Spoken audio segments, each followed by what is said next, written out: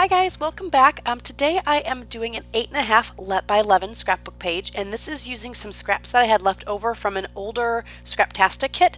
I had quite a bit of embellishments left, but not very much paper, and a lot of times when I don't have a lot of paper left, what I do is do an 8.5 by 11 layout instead of a 12 by 12. That way I can use those scraps and then get those embellishments down, and that's typically what happens with the Scraptastic kits. They send you so many goodies that I just never have enough pattern paper in the kit to go with all the goodies, and maybe it's because I don't put as much stuff on each layout, but I have a tendency to hoard a little bit, and it's hard for me to put too much on a layout. But this is a good way to remedy that. Otherwise, I would just throw all these scraps in my stash, and what I do usually with my scraps is use them for project life cards and stuff, but still, I didn't want to have to do that. I'd rather make the 12 by or the layouts with this. So 8.5 by 11 is a good thing to do instead of just throwing in my scrap pile or putting them in my Project Life kit. So anyway, I am inking, or at least attempting to ink, all the edges with that Prima chalk ink, and I can't quite remember what color it was.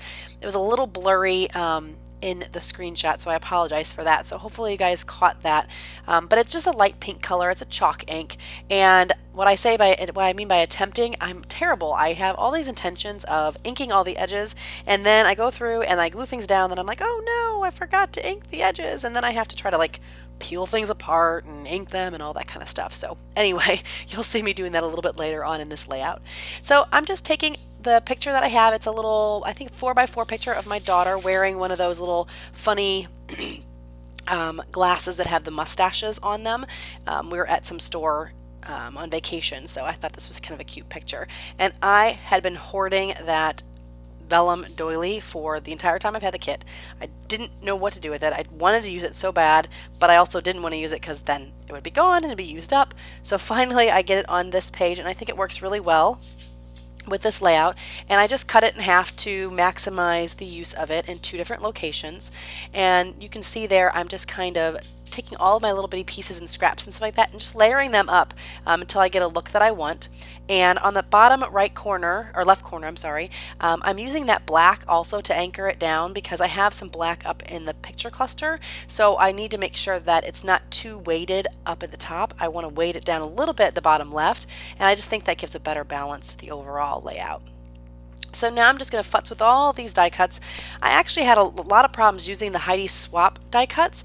I don't know, there's something about them, they seem kind of, I don't know. I like the what are they called? Stars and such, but some of the words and things, they just, I don't know, the style of them, I just didn't quite like them, and I actually have quite a bit of them still in my stash to use for Project Life cards, and I'm even having some problems using them there. So I don't know, I guess they're just not quite me, but there's some other things in that die cut pack that were really nice that I've used, but I don't know, just the words and stuff are a little bit more difficult.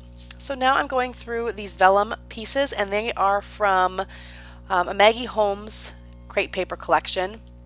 And I can't quite remember the collection. You can kind of see on the left hand side of my tray the little card that went with it. I'm not sure which of the crate paper collections that was, but I love these vellum pieces, but sometimes I find it hard to use the vellum pieces. Sometimes what I'll do is back them on white cardstock to use them, but with these shapes and things like that, it's a little harder to back them and then cut them out and make them look nice. So I'm figuring out that it's ended up working how I'm doing it here. The background, or that pink color, is dark enough that the stuff and the behind it doesn't show through too much, and I think that's why I normally have problems with the vellum, because the layers and stuff behind it show too much, and sometimes I just don't like the look. But on this layout I think it ended up working out okay. So now that I'm happy with some of these layers, I'm going to start gluing things down with my ATG gun. And with these little vellum pieces, I'm going to take them and put them through my Xyron sticker maker, and that way it has a nice even layer of adhesive all the way across the back, and then you can't tell that you have adhesive.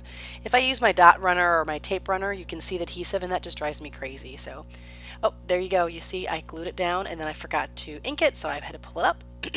Excuse me. Now I am just going to put a few staples in these. I could have just stapled it and never actually put the adhesive on, but this way it just kind of stays down a little bit nicer. And here you go. I told you, I am terrible. All good intentions, and I forget, so I have to unstick everything and re-ink everything. But you know, it all worked out, so it's okay. So now I'm going to glue this big cluster down on the page, and I'm just going to glue some of these embellishments, and next I'm going to start going through the stickers and some of the other elements, trying to figure out what other things I can add to this layout. Excuse me.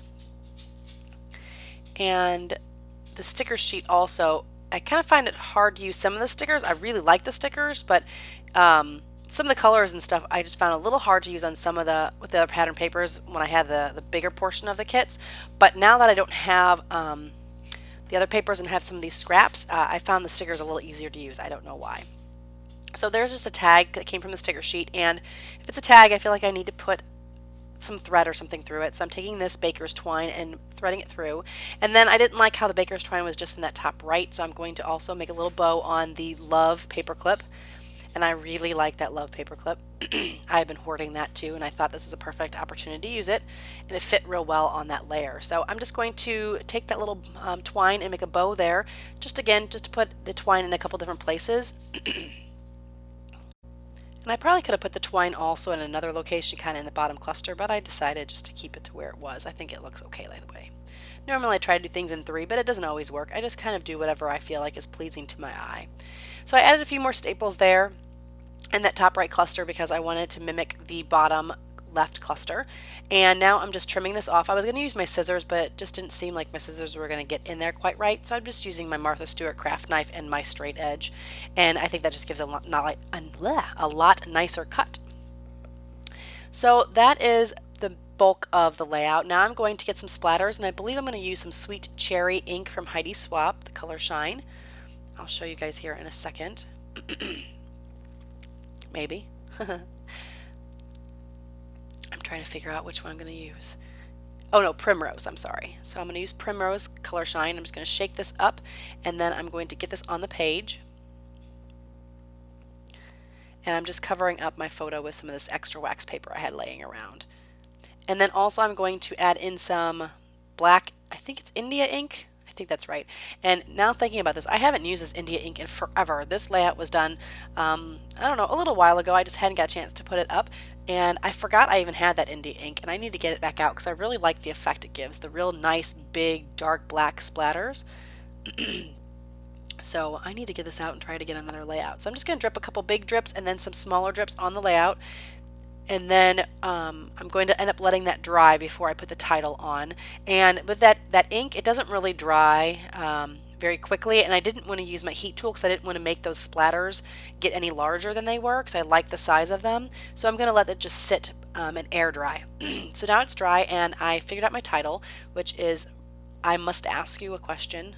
You know, real original. I know that has been a saying that's been around, but I thought it worked, so I am going to use that. And oh, those chevrons were not going to fit there with the title, so I moved them up to the left top of the cluster.